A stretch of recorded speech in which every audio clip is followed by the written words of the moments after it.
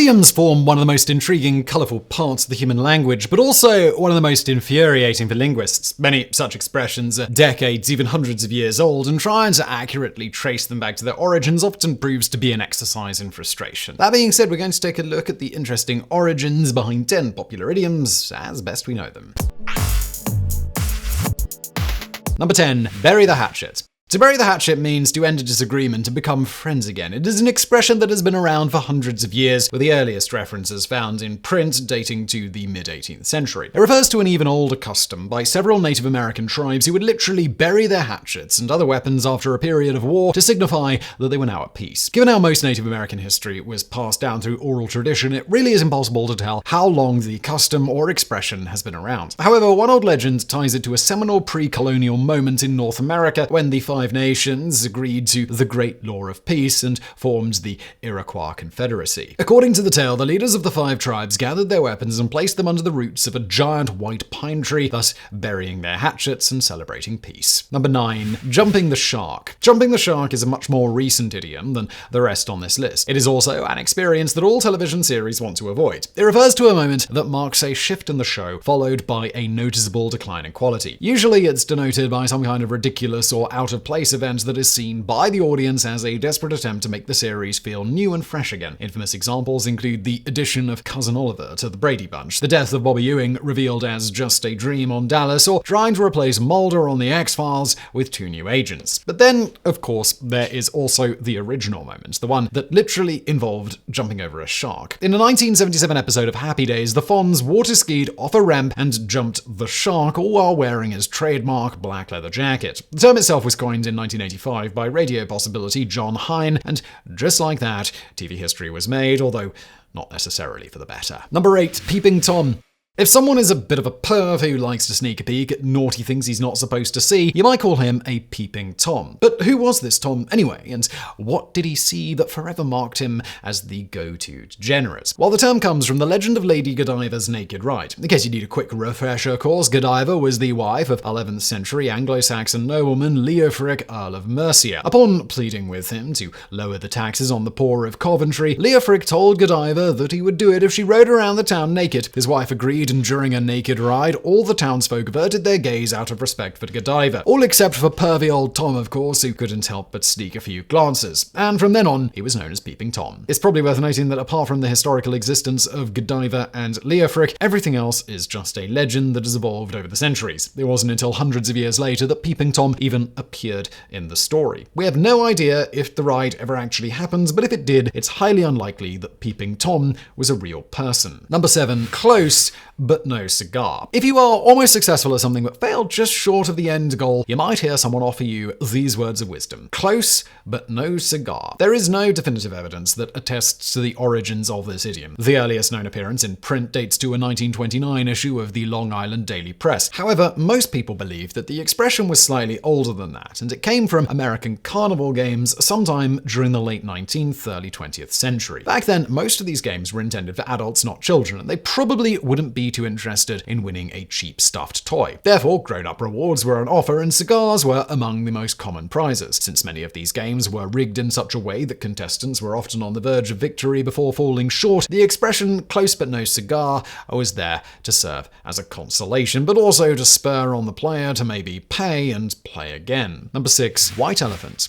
A white elephant is a term meant to denote a burdensome possession, one that's often very expensive to maintain and overall more trouble than it's worth. It is another idiom where the exact origins are unknown. It first appeared in English print around the mid-19th century, but it is believed to have originated in Siam, today known as Thailand, where the term was quite literal. A white elephant was a rare and sacred animal, one that kings kept at their court because it signified peace and prosperity. Therefore, it was incredibly valuable, but as you might imagine, actually taking care of one was time-consuming and expensive. If you were the king, then sure, no problem, just get your servants to do it. But if you were actually somebody else, then actually owning a white elephant could have ruined you financially. Although there's no hard evidence to back this up, the story goes that some kings of Siam intentionally gifted white elephants to people that they didn't like in order to send them to the poorhouse. Number 5. Riding shotgun. Whenever a group of people goes for a ride, they already know which is the best seat in the car, the front passenger seat. You get the best of both worlds. You get the view and the music access without having to actually pay attention attention and drive. Therefore, it is an unspoken rule of the road that passengers may vie for that position by calling shotgun, and those who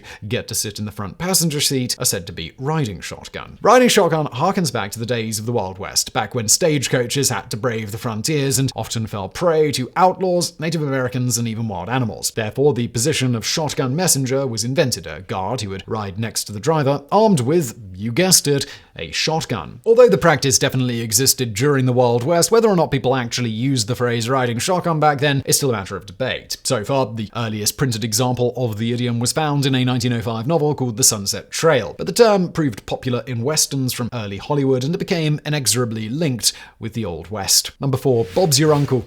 You take the first left, go straight until the intersection, make a right, and Bob's your uncle, you've arrived at your destination. In this case, Bob's your uncle works as a sort of interjection that denotes how easy a task is supposed to be, like saying piece of cake. But it does raise one important question. Who the hell is Bob? That question is not so easily answered though, because there are several origin stories floating around for this particular idiom. By far the most popular is a tale of blatant political nepotism, which claims that Bob was none other than Robert Gascoigne Cecil, 3rd Marquis of Salisbury and Prime Minister of the United Kingdom at the end of the 19th century. The expression supposedly refers to his nephew, Arthur Balfour, whom he appointed to several positions that he was unqualified for, including Chief Secretary for Ireland. Balfour's critics regularly opined that he owed his entire political career to good old Uncle Bob. This is a plausible explanation, but the idiom doesn't appear in print until decades later. Supposedly, the earliest written example was in a Scottish newspaper in 1924 in the bill for a musical review titled Bob's Your Uncle. Then in the early 1930s, we have a definitive appearance in a song by musical performer Florrie Ford. But in both cases, we have to assume that the phrase was already in common use and that they didn't simply make it up, which means that the true origins of this idiom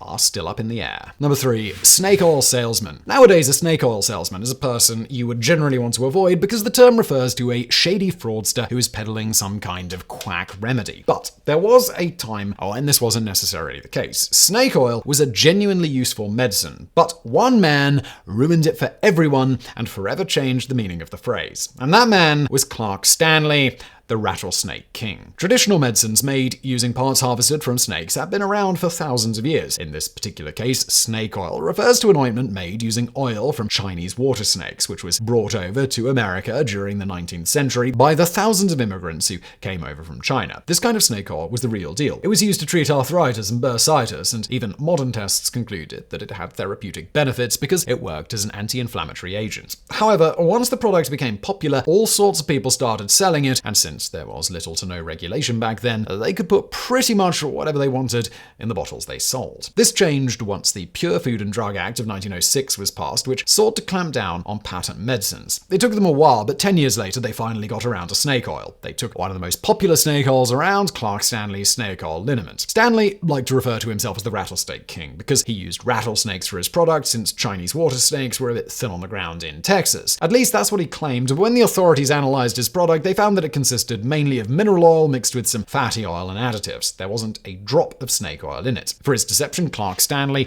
received the draconian punishment of a $20 fine, but he also destroyed confidence in the snake oil industry and gave us the term that we know and use today. Number 2, read them the Riot Act. Our sovereign lord the king chargeth and commandeth all persons being assembled immediately to disperse themselves and peacefully to depart their habitations or to their lawful business upon the pains contained in the act made in the first year of King George for preventing tumults and riotous assemblies.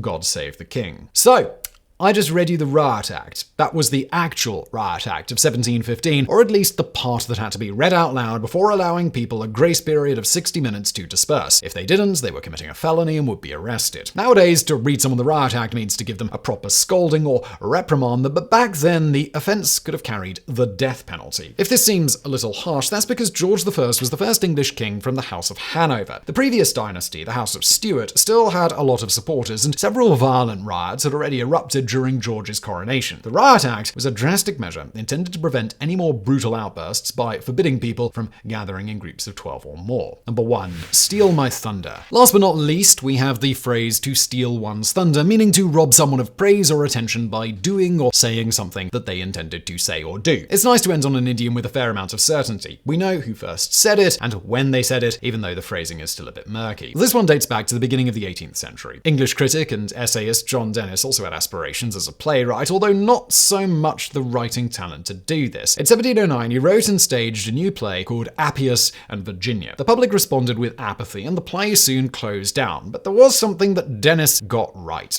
A new kind of thunder machine. Back then, the most common way to mimic the booming sound of thunder was for a stagehand to shake a sheet of metal, a technique that is still actually being used in theatre today. We don't know how John Dennis's idea worked, but apparently it was good enough to steal. One night, he attended a production of Macbeth at the same theatre that had cancelled Appius and Virginia, and he heard the distinct noise of his invention. At that point, he sprang up from his seat and shouted, "That's my thunder! By God, the villains will not play my play, but they steal my thunder."